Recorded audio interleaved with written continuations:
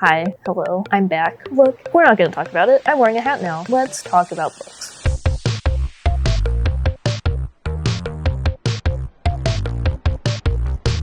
Okay, we have 4 books to get through, and we're gonna go in size order because that's what I wanted to do. So we're gonna start Summer Breezes, Debbie Macomber. Macomber? I don't know, it's Debbie. Okay, look, I'm gonna be real honest with you. You do not need to know the plot of these 2 stories in this book. I picked it up at a little free library, and it was the only thing in there. So this is what I got. And I had never read it before, and I feel like you should read something before you really judge it. Okay, it's a 2-star for me. Like, it's a dime store novel. I don't need to tell you that. It's something you pick up when you're on vacation and the airline lost your luggage and you're in a Walmart and you need something to read at the 2-star hotel you're staying in. The characters in here are crazy. I don't know what's going on inside their brains, but it is insane. There's in the first book, there's a scene where our main couple, they go on a date. It's their first date. They just met at this diner, the place where this lady works. And so they get back from their date. He drops her off in the parking lot of her job. Not her apartment, not anywhere near there. And she goes home and she gets in her robe, whatever. And then he shows up at her door because he went to her job and asked her boss for her address. And then she goes, "Oh, I'm so happy you're here." No, you need to call the police.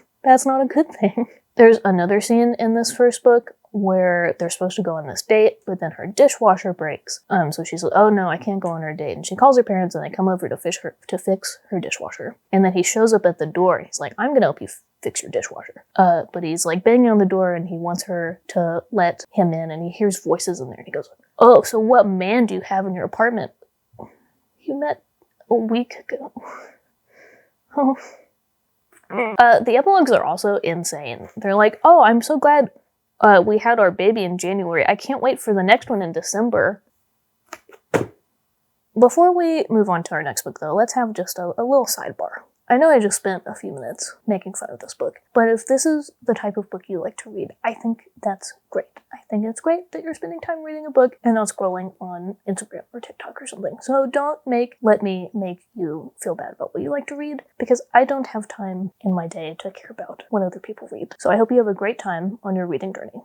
Next, let's talk about Far from the Madding Crowd by Thomas Hardy. Okay, this one is about a woman farmer in 1870s England who is essentially in a love quadruple. I don't know, whenever a love triangle is, but with one more person. And she has to choose between the young shepherd, the older established farmer, and then a army captain. The prose was really good, and there were a lot of good references to Greek mythology and stuff. It was originally published in 1874 as like a newspaper serial, so it does feel kind of soap opera-y at some points, I think. And it really kind of doesn't pick up until you're halfway through. But once it does, it gets really good. Yeah, I don't know that I have many thoughts on this one beyond it was good. It's a solid classic. If you need something to read, I would recommend it. Okay, and then we have Black Woods, Blue Sky by Eowyn Ivey. I think that's how you say her name. This one is about a woman named Birdie who works as a waitress at an Alaskan roadside inn, and she has a daughter who's about 7. But Birdie craves nature. She wants to be outside, and she wants freedom.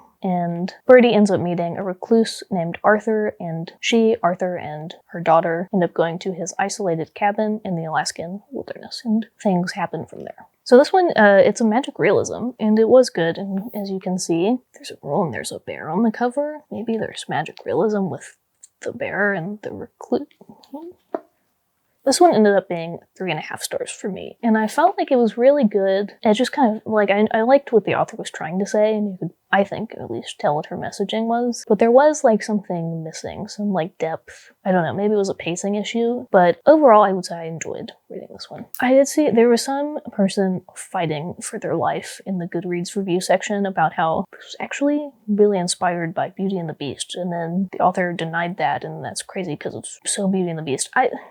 I'm gonna tell you, that thought did not pop into my brain once while I was reading this book until I read that person's Goodreads review. So I don't know, maybe I don't think it's very heavy Beauty and the Beast, so don't let that put you off of this if you're maybe worried it's like a fairy tale retelling. I would say no. Okay, this might be a little spoilery, so maybe fast forward if you don't want that. I liked a lot what this author was doing with Birdie and her desire for freedom, but also seeing the effects of what happened when Birdie really got her freedom, her full freedom. And Birdie she was a likable character, but you kind of also didn't like the choices she made. They were very irresponsible. And I feel like The characters were done very well, and the child character is written very well and actually feels like a child and not like a tiny prodigy in a child's body. So I like this one. If it's at your library or you find it for a decent price at a book sale, you should read it. You might really like it. Marie Antoinette, The Journey. So you know that scene in Toy Story 3 where the toys are on that like conveyor belt of death and they're surrounded by the fiery flames of toy hell? Yeah, that's how I felt while I was reading this book. I felt like I was in toy hell. And it's not because it was bad. It was good. This is 4 stars. Great information. The author does a lot of work to dispel a lot of the Marie Antoinette myths, which I think are most of what people know about Marie Antoinette are just the myths.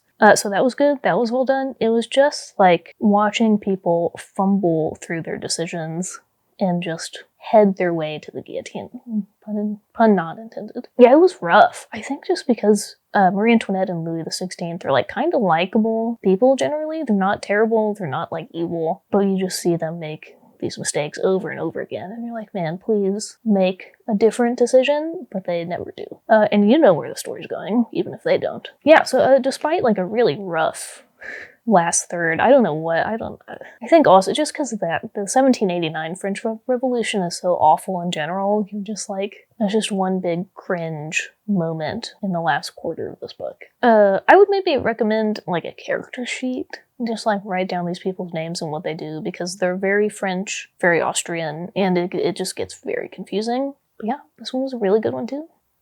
I'm making the thumbnail face, you're welcome. You wish. Okay. Thanks for watching today. Don't forget to like this video and subscribe if you want to. But before we end, I think we should see what Tiny Zendaya is doing. Tiny Zendaya is reading Good Wives by Laurel Thatcher. Good choice, Tiny Zendaya.